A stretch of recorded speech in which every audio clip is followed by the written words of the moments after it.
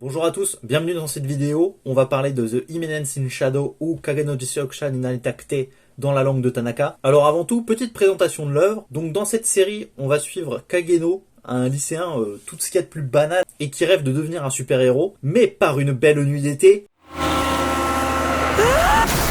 il meurt écrasé par un camion puis il se fait isekaiser.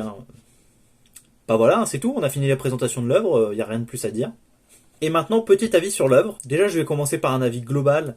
L'animé est beau, il propose des panoramiques qui sont vraiment superbes, et aussi au niveau des combats, qui fait que l'animé est super agréable à suivre, puisque comme il y a une belle animation au niveau des combats, on s'ennuie pas. Parce qu'on va pas se le cacher, l'animé est suivi parce que c'est beau, et aussi pour son personnage principal, Shadow.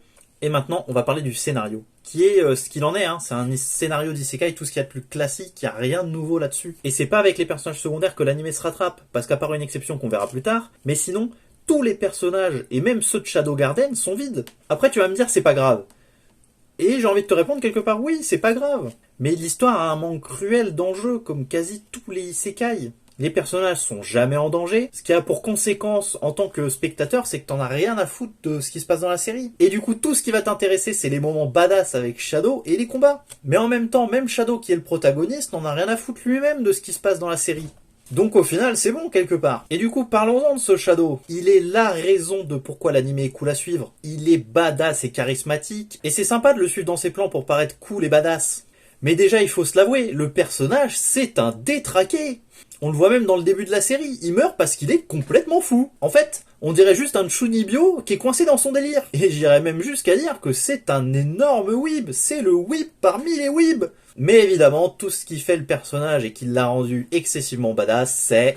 Shin no Saikyo o sonomi ni kizame. Korezo waga Saikyo.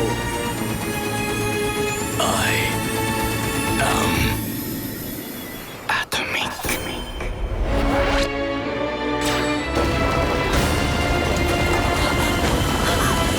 qui est le passage le plus stylé de l'animé.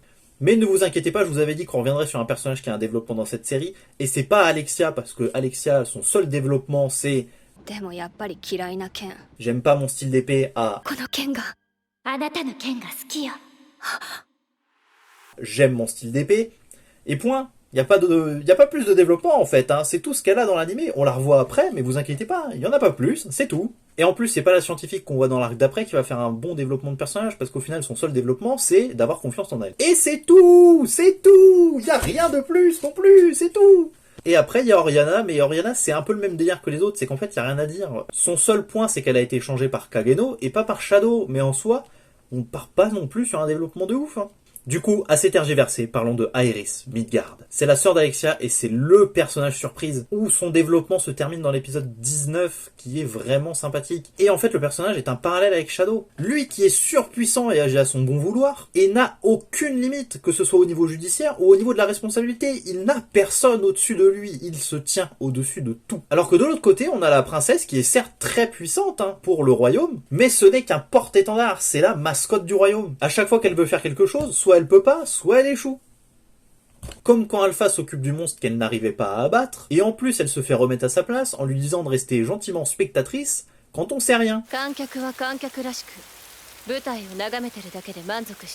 Donc pour finir, je vous recommanderais cet animé malgré tout, car j'ai pas passé un mauvais moment devant. Mais après, si vous cherchez quelque chose qui va vous faire réfléchir, c'est pas ici qu'il va falloir chercher, mais plutôt passer votre chemin. Mais après, pour un isekai, c'est quand même le haut du panier, même si c'est pas mon préféré.